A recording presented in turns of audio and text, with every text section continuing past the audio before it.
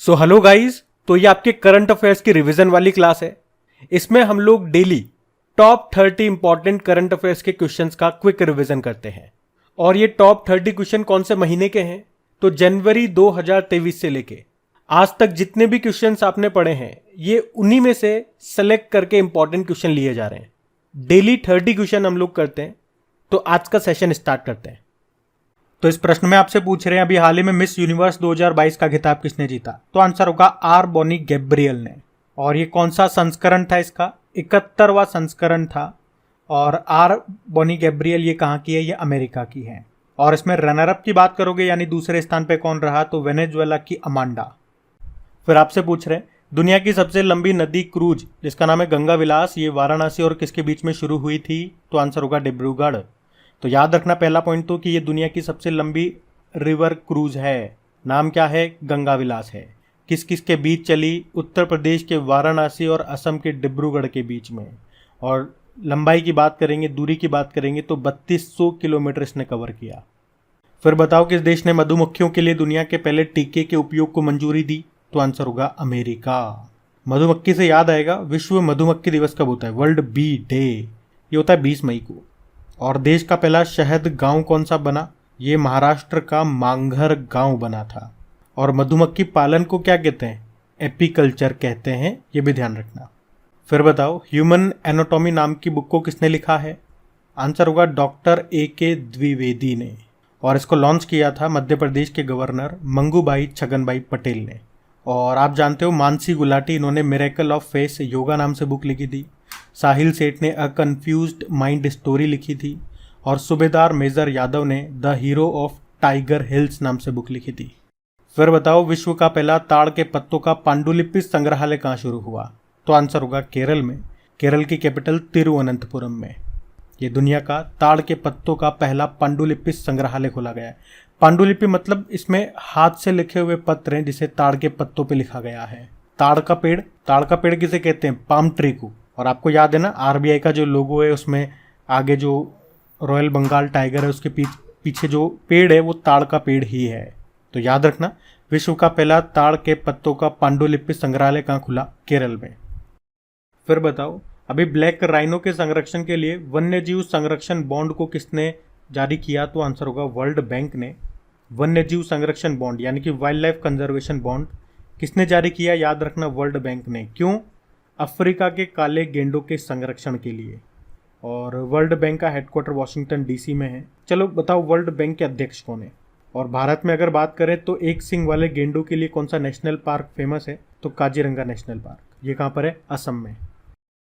तो फिर बताओ अभी breaking barrier the story of a Dalit chief secretary नाम की बुक को किसने लिखा? काकी माधव राव ने। और ये ह्यूमन एनाटॉमी नाम की बुक को डॉक्टर A.K. द्विवेदी ने लिखा है। फिर बताओ अभी प्रवासी भारतीय दिवस कब मनाया गया? तो आंसर होगा 9 जनवरी को। और इस बार कौन से नंबर का है ये? तो 17वां है। और अगर पूछे कि प्रवासी भारतीय दिवस सम्मेलन इस बार 2023 में जो 17वें नंबर का है, इसका आयोजन कहाँ हुआ? तो कमेंट करके बताओ कहाँ पे हुआ। फिर बताओ अभी किस राज्य के मुख्यमंत्री ने लाडली बहना योजना शुरू की? तो आप सब जानते हो मध्य प्रदेश ने। और इससे एक और करंट अफेयर्स का प्रश्न बन जाएगा। इसमें अभी तक 1000 रुपये हर महीने महिलाओं को दिए जाते थे, लेकिन अभी उसे बढ़ा के कितना कर दिया गया? 1250 रुपये कर दिया गया। ये भी याद रखना। और अभी डेली करंट अफेयर्स में आपने पढ़ा होगा कि लाडली बहना आवास योजना को भी अभी शुरू किया मध्य प्रदेश ने। इसी तरह से लाडली लक्ष्मी योजना ये भी है मध्य प्रदेश की। तो ये तीनों मिलती जुलती है, याद रखना। फिर आपसे पूछा अभी जनवरी में ही भारत के नए औषधि महानियंत्रक यानी कि drug controller general of India के रूप में किसे नियुक्त किया गया? तो आंसर होगा डॉक्टर राजीव सिंह रघुवंशी को। और इन्होंने किनका स्थान लिया? डॉक्टर VG सोमानी का स्थान लिया।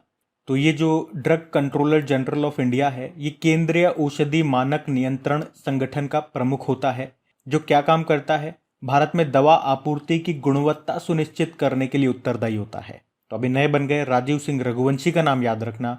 बाकी अभी FSSAI food safety and standard authority of India के CEO बने थे Ganji Kamalavi Rao. Table tennis federation of India की पहली महिला अध्यक्ष बनी मेघना अहलावत। और नाबार्ड के अध्यक्ष शाजी केवी हैं। ये नाम भी इंपॉर्टेंट है, ध्यान में रखना।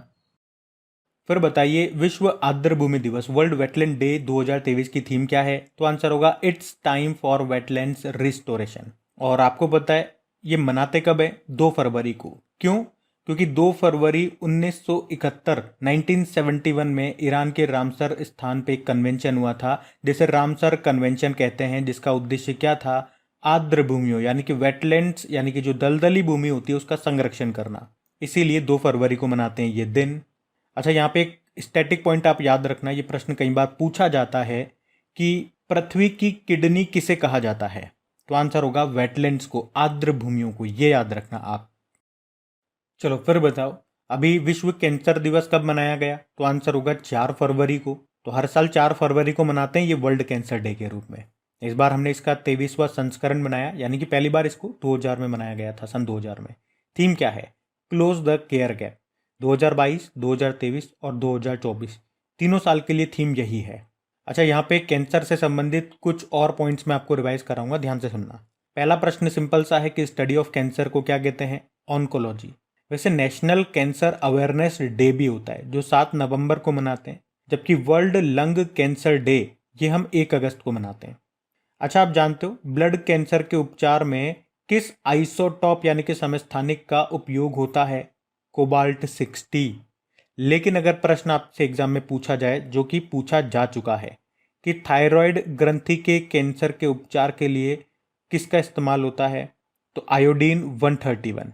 आपको पता है महाराष्ट्र ने कैंसर की रोकथाम के लिए होप एक्सप्रेस शुरू किया था, और देश की पहली ऑन्कोलॉजी प्रयोगशाला ये कहाँ पे खोली गई? तो आंसर होगा कोच्चि, केरल में। तो ये पॉइंट्स भी ध्यान में रखना, इंपॉर्टेंट है सारे के सारे।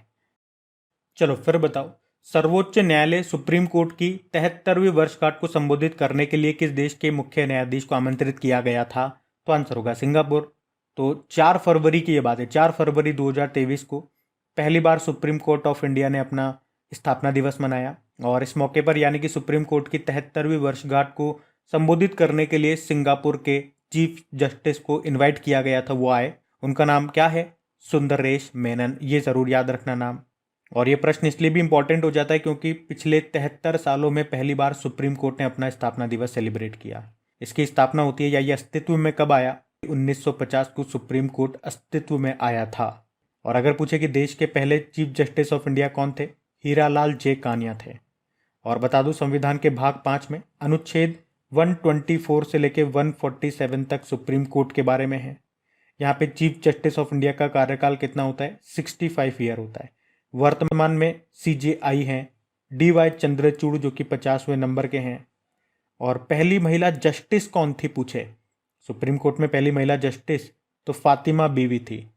पहली महिला चीफ जस्टिस अभी तक कोई नहीं है। वैसे सिंगापुर की भी बात करें तो इसकी कैपिटल सिंगापुर सिटी है, करेंसी है सिंगापुर डॉलर। आपको याद होगा अभी सिंगापुर के टी राजा कुमार का नाम न्यूज में था, क्योंकि ये फाइनेंशियल एक्शन टास्क फोर्स के प्रेसिडेंट बने थे। तो ये नाम भी याद रखना, करंट अफेयर्स का ही है। और वैसे सिंगापुर की प्रेसिडेंट हलीमा याकूब है।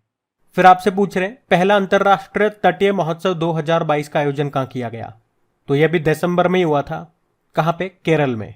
अच्छा, केरल के समुद्री तट को क्या कहते हैं? मालाबार तट। और तमिलनाडु के समुद्री तट को कहते हैं कोरोमंडल तट। और केरल के 2 क्लासिकल डांस कौन से हैं? कथकली और मोहिनीअट्टम। यहाँ की क्लासिकल लैंग्वेज है मलयालम।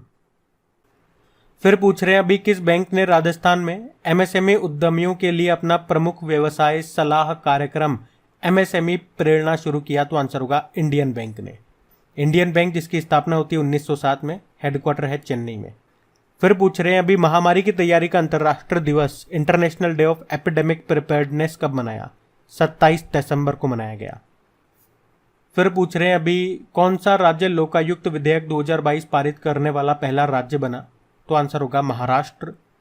फिर बताइए धानु यात्रा उत्सव ये कहाँ मनाया जाता है? उड़ीसा में मनाया जाता है। फिर पूछा किस राज्य में स्थित निर्वाचन क्षेत्र धर्मदम्म भारत का पहला पूर्ण पुस्तकालय निर्वाचन क्षेत्र घोषित हुआ? तो आंसर होगा केरल। तो केरल के जो मुख्यमंत्री हैं पिनाराई विजयन, उनका निर्वाचन क्षेत्र है धर्मदम्म, जो कि भारत का पहला पूर्ण पुस्तकालय निर्वाचन क्षेत्र बन गया है। मतलब यहाँ के हर वार्ड में लाइब्रेरी है। और लाइब्रेरी से आपको याद आएगा एक प्रश्न, किस राज्य का जामताड़ा जिला ये बना था हर गांव में पुस्तकालय वाला देश का पहला जिला? तो आंसर होगा झारखंड। फिर आपसे पूछ रहे हैं अभी जनवरी में भारत और किस देश के बीच में वीर गार्जियन अभ्यास का आयोजन हुआ। ये होता है जापान और भारत के बीच में। कहाँ पे हुआ? ये जापान में ही हुआ। और हमने पढ़ा भी था कि भारत का सुखोई 30 MKI विमान ने इसमें हिस्सा लिया था और उसे उड़ाया किसने था? अवनीत चतुर्वेदी ने। और इस तरह से हमने कहा था कि सुखोई लड़ाकू विमान उड़ाने वाली भारत की पहली महिला पायलट बन गई है कौन? अवनीत चतुर्वेदी। वैसे जापान के साथ और कौन कौन सी एक्सरसाइज करते हैं हम? देखो, एक तो ये वीर गार्जन हो गया, एक धर्मा गार्जन भी हमने किया। मालाबार एक्सरसाइज जो क्वाड देशों के बीच में होती है, उसमें जापान भी होता है, भारत भी होता है, ऑस्ट्रेलिया और अमेरिका भी होता है, क्वाड देश होते हैं। और आपको पता है ये 2023 में मालाबार एक्सरसाइज का आयोजन कहाँ पे हुआ? ऑस्ट्रेलिया में। आप लोग कमेंट बॉक्स में टाइप करके बताओ कि अगले साल 2024 में क्वाड समिट कहाँ पे होगी और 2023 में क्वाड समिट कहाँ पे आयोजित की गई, ये बताओ आप। बाकी सहयोग काजिन एक्सरसाइज भी हम जापान के साथ करते हैं, एक शिन्यू मैत्री भी करते हैं और एक जिमेक्स नाम की एक्सरसाइज भी करते हैं, तो ये भी ध्यान रखना। तो इस प्रश्न में पूछ रहे हैं कि विश्व हिंदी दिवस कब मनाया गया? तो आंसर होगा 10 जनवरी को। और 10 जनवरी को ही क्यों मनाते हैं? क्योंकि 10 जनवरी 1975 में पहला विश्व हिंदी सम्मेलन ये हुआ था नागपुर, महाराष्ट्र में। लेकिन अगर पूछे राष्ट्र हिंदी दिवस कब मनाया जाता है, नेशनल हिंदी डे, 14 सितंबर को। और वो 14 सितंबर को क्यों मनाते हैं? क्योंकि 14 सितंबर 1949 को संविधान सभा ने हिंदी भाषा को भारत की आधिकारिक भाषा का दर्जा दिया था। फिर आपसे पूछा कि भारत में लेप्रोस्कोपिक सर्जरी के जनक कौन थे जिनका भी निधन हो गया? तो आंसर होगा डॉक्टर टेहमटन ई उदवाड़िया। ये भारत में लेप्रोस्कोपिक सर्जरी के जनक कहे जाते थे और इन्हें 2017 में देश का तीसरा सर्वोच्च नागरिक सम्मान पद्म भूषण से भी सम्मानित किया गया था, लेकिन निधन हो गया अभी। फिर बताओ भी राष्ट्रीय विज्ञान दिवस 2023 की थीम क्या है? वैश्विक कल्याण के लिए वैश्विक विज्ञान। और कब मनाते हैं? नेशनल साइंस डे 28 फरवरी को, क्योंकि भारत के एक साइंटिस्ट थे CV रमन जी। उन्होंने 28 फरवरी 1928 को रमन इफेक्ट की खोज की थी, इसीलिए, जिसके लिए उन्हें 1930 में फिजिक्स का नोबेल पुरस्कार भी मिला था। वैसे वर्ल्ड साइंस डे भी होता है जो 10 नवंबर को होता है। फिर बताओ खेलो इंडिया यूथ गेम्स 2022 का शुभंकर क्या है? तो आंसर होगा आशा। ये तो हो गया शुभंकर, मैस्कॉट।